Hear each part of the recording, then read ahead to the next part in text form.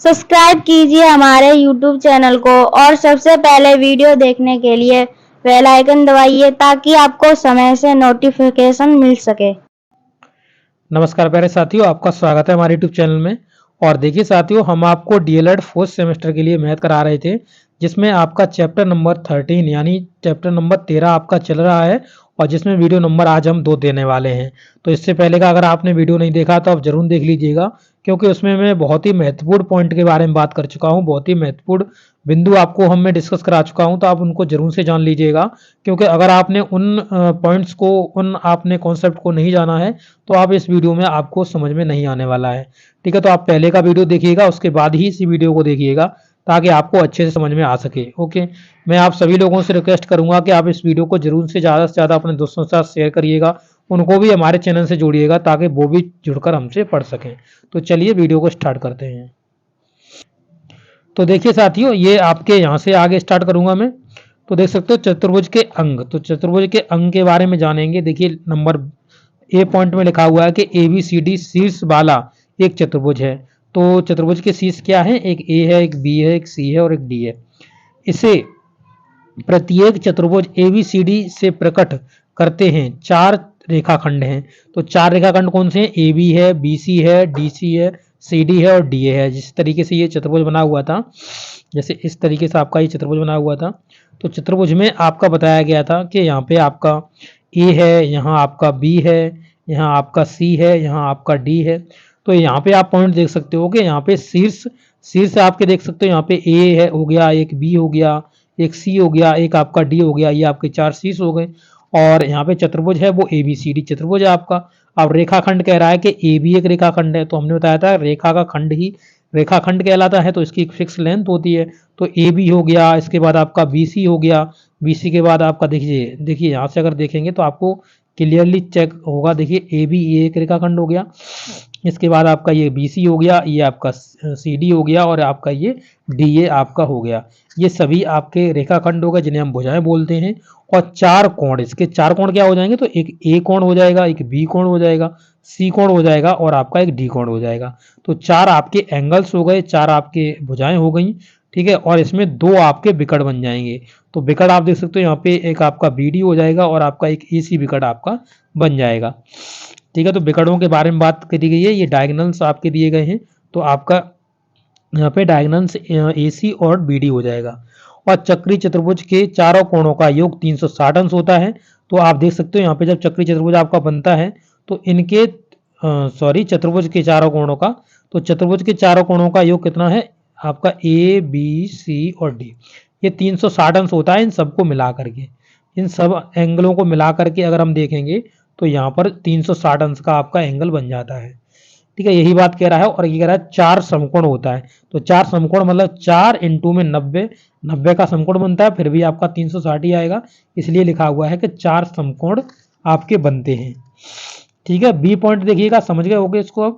अब B point देखिएगा, B point में क्या कह रहा है? तो कह रहा है कि चतुर्भुज की किन्हीं 2 भुजाओं जिनका कोई उभयनिष्ठ बिंदु न हो। तो चतुर्भुज की किन्हीं 2 भुजाओं, तो इस तरीके से एक चतुर्भुज बना दिया। और चतुर्भुज में बनाने के बाद इसमें ये इसने कहा, देखिए इसे मान लेते हैं, इसे ए, इसे बी, इसे सी और इसे डी। ठीक है, अब ये कह रहा है कि चतुर्भुज की किन्हीं देखिए चतुर्भुज की 2 भुजाएं जिनका कोई उभयनिष्ठ बिंदु ना हो। उभयनिष्ठ का मतलब हो गया कॉमन बिंदु ना हो, बिंदु ना हो, सम्मुख भुजाएं यानी अपोजिट साइड्स कहलाती हैं। जैसे कि इसी अगर फिगर की बात करी जाए तो इसमें आप देखोगे तो यहाँ पे एक आप देख सकते हो, यहाँ पे एक बी सी है, यहाँ पे एक डी ए है। और डी ए के बाद अगर इसके सम्मुख एक आमने सामने की भुजाएं हो गई है, ये आमने सामने की भुजाएं हो गई। इसी प्रकार से ये भी आमने सामने की भुजाएं हैं। इसमें आप देख सकते हो यहाँ पे इनका कोई भी उभयनिष्ठ बिंदु नहीं निकलेगा, क्योंकि उभयनिष्ठ बिंदु क्या होता है? जब किसी से जुड़ के जाता है। अगर उभयनिष्ठ बिंदु की बात करें तो जिस तरीके से मान लो ये चतुर्भुज बनाया हमने, सॉरी इसे थोड़ा देखिए, ये मान लो हमने चतुर्भुज बनाया। अब चतुर्भुज में उभयनिष्ठ बिंदु क्या होगा? तो उभयनिष्ठ बिंदु यानी कॉमन बिंदु की बात करी जाए तो ये कॉमन बिंदु एक निकल जाएगा। किसके लिए? एक इस भुजा के लिए और इस भुजा के लिए एक कॉमन बिंदु होगा। इसी प्रकार से आप देखेंगे तो ये भुजा गई है, ये भुजा गई है, इसके लिए एक ये कॉमन बिंदु हो जाएगा। तो इस तरीके से, और इन भुजा के लिए इस भुजा के लिए मानोगे तो ये एक कॉमन बिंदु हो जाएगा। तो कॉमन बिंदु के साथ नहीं होनी चाहिए, तभी वो अपोजिट साइड्स कहलाती हैं। एक दूसरे क्या कहलाती हैं? अपोजिट साइड्स कहलाती हैं। नंबर सी पॉइंट देखें तो सी पॉइंट में देखिए कहा हुआ है कि चतुर्भुज की वे दो भुजाएं जिनका एक उभयनिष्ठ बिंदु हो। तो उभयनिष्ठ बिंदु मैंने अभी आपको बताया क्या उभयनिष्ठ बिंदु है, तो इसी फिगर में आप देख लीजिएगा। जैसे मैं कहूं कि यहाँ पर आप देखोगे तो ये किसके लिए ओवेनिस्ट बिंदु है, तो यहाँ पर आप देखिए, यहाँ पे मान लो डी मान लिया, यहाँ पे मैंने ए मान लिया, यहाँ बी मान लिया, यहाँ सी मान लिया। तो यहाँ पर जो भुजा, यहाँ पे ये हो गई आपकी भुजा ए डी, मतलब डी ए, और यहाँ हो गया ए बी भुजा, मतलब इन दोनों के लिए ये जो ए पॉइंट है ये आपका कॉमन है। इसी कह रहा है कि ये जो कॉमन पॉइंट्स होते हैं इनके साथ इनमें जो जुड़ी हुई इनका जो बिंदु होता है वो इनका जुड़ा हुआ होता है, यानी जो इनके जो कॉमनेस्ट बिंदु होता है वो एक पॉइंट इसमें जुड़ा हुआ होता है। तो इन्हें बोलते हैं क्रमागत भुजाएं। क्या बोलते हैं? क्रमागत भुजाएं, यानी कॉन्सिक्यूटिव साइड्स इनको बोलते हैं। तो यहाँ पे A B C B D इस तरीके, जैसे फिगर मैंने बनाया था, अभी इस फिगर से अच्छी तरह समझाऊंगा। देखिए जैसे ये ए बी सी और डी, ठीक है। अब इन भुजाओं को देखिए, तो ए बी, तो ए बी ये रही, ए बी आपकी क्या रही, ए बी ये रही, ठीक है। अब आगे देखेंगे तो यहाँ पे देखिए ए बी की बात कर दिया, अब बी सी की बात कर रहा है। तो देखिए जिस पर ये खत्म हो रही थी उसी से स्टार्ट होने लगी, तो यही तो वेनेस्ट, मतलब जो वेनेस्ट कॉमन होता है पॉइंट उसी से स्टार्ट होगी। तो यहाँ पे ये वेनेस्ट दोनों हो गई आपस में। यहाँ पर देखोगे यहाँ सी से खत्म हो रही थी, सी से स्टार्ट हो गई, जैसे ए बी ये आपकी हो गई और यहाँ पे ये बी सी हो गई। तो इनका वेनेस्ट बिंदु कौन सा है? ये वाला है, ठीक है। इसी प्रकार से अगर आप आगे बढ़ेंगे तो यहाँ पे जो बी सी है और यहाँ पर जो डी ए है, मतलब डी सी है, उनका एक वेनेस्ट बिंदु सी हो जाएगा। इस तरीके से वेनेस्ट बिंदु के साथ होती हैं, उन्हें हम क्रमागत भुजाएं बोलते हैं या संलग्न भुजाएं बोलते हैं, ठीक है। ये चीज आपको याद रहनी चाहिए। देखिए आगे जो पॉइंट इन्होंने कहा हुआ है उसमें देखेंगे और समझेंगे उसको। देखिए क्या कह रहा है, तो आगे कह रहा है, ठीक है, तो आगे वाला देखेंगे। तो आगे इसने कहा हुआ है कि क्रमागत भुजाओं के बारे में बात कर ली हमने। अब यहाँ पे कह रहा है चौथा पॉइंट, डी नंबर पॉइंट, देखिए लिखा हुआ चतुर्भुज के वे दो कोण जिनको आंतरिक करने वाली भुजाओं में कोई भुजा सर्वनिष्ठ ना हो, यानी कॉमन भुजा ना हो। कैसी ना हो? कॉमन भुजा ना हो। सम्मुख कोण अपोजिट एंगल कहलाते हैं। जैसे देखो ये एंगल हो गया, ये एंगल हो गया, तो इनको जोड़ने वाली कोई भी कॉमन भुजा नहीं है। जैसे अगर देखोगे तो ये इस भुजा और इस भुजा के योग से ये एंगल बना हुआ है, यहाँ पर जो एंगल बन रहा है, और यहाँ पर इस भुजा के और इस भुजा के योग से ये एंगल बन रहा है। तो ये दोनों किसी कॉमन एंगल से नहीं बने हुए हैं, तो कॉमन भुजाओं से नहीं बने हुए हैं। तो कॉमन भुजाओं से नहीं बने हुए हैं, अतः इन्हें हम क्या बोलेंगे? तो इन्हें हम अपोजिट एंगल बोलते हैं। क्या बोलते हैं? अपोजिट एंगल से ये कहलाते हैं। तो ये वाला एंगल हो गया और ये एंगल हो गया, दोनों आपके एक दूसरे के अपोजिट हैं। इसी तरीके से ये एंगल हो गया और ये एंगल हो गया, ये भी एक दूसरे के अपोजिट है, यानी कि ये इनके सम्मुख कोण हैं। तो सम्मुख कोण में अगर हम पेयर बनाना चाहें, जैसे मान लो इसे ए मान लिया, इसे बी मान लिया, इसे सी मान लिया, इसे डी मान लिया, तो यहाँ ए सी का पेयर एक बन जाएगा, तो ए और सी एक दूसरे के सम्मुख हैं, और यहाँ पे बी डी का बन जाएगा, तो ये एक दूसरे के सम्मुख हैं, बी डी वाले। समझ सकते हो? ये सम्मुख कोण हो गए। आशा करते हैं आपको सब पॉइंट समझ में आ रहे होंगे। आगे देखेंगे तो ई पॉइंट में लिखा हुआ है कि चतुर्भुज के अंतः एवं बाहा कोण। तो अंतः और बाहा कोण क्या होते हैं इसके बारे में बात कर लेते हैं। चलिए ये चतुर्भुज बना दिया, तो यहाँ पे ए बी सी और डी, ठीक है।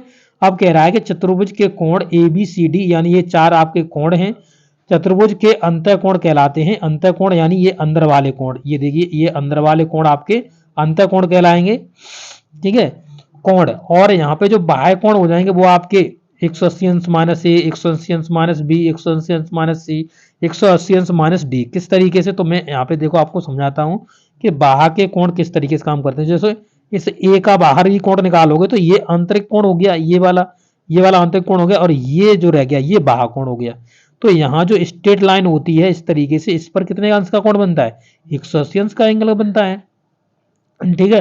अब यहाँ पे 180 अंश का बनता है। मान लो कि ये एंगल हमने अंदर वाला ए है, तो अगर ये बाहर वाला निकालेंगे तो 180 अंश माइनस ए ही तो करेंगे, यही तो करेंगे 180 अंश माइनस ए एंगल, तभी तो ये निकल के आएगा बाहर का। इसी तरीके से इसके बाहर का, इसी तरीके से इसके बाहर का एंगल, और इसी तरीके से इसके बाहर का एंगल, ये सभी जो अंदर वाला एंगल है डी, तो 180 अंश माइनस डी बाहर का हो जाएगा, 180 अंश माइनस सी बाहर का हो जाएगा, 180 अंश माइनस बी बाहर का हो जाएगा।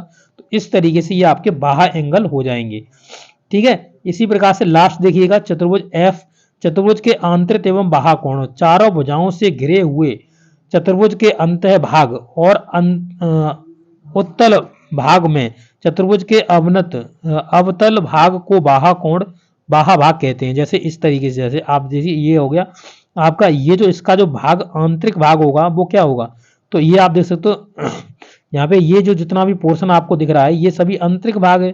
क्या है? आंतरिक भाग है। और इसके जो बाहर का है वो ये इधर की साइड के रह गया, ये बाहर का है सभी। ये किसका है? ये बाहर का है। और आंतरिक मतलब अंदर का, बाहर मतलब बाहर का। ठीक है, तो ये आपका बाहर का हो जाएगा। अब ये एग्जाम्पल के माध्यम से अगले वीडियो में समझाएंगे। इन पॉइंटों को मैं समझाया, आपको कितना अच्छा समझ में आया, क्या कोई आपका डाउट तो नहीं है, तो आप जरूर से कमेंट करिएगा ताकि आपको मैं और अच्छे से यहाँ पे एक्सप्लेन कर सकूँ। Okay, thank you.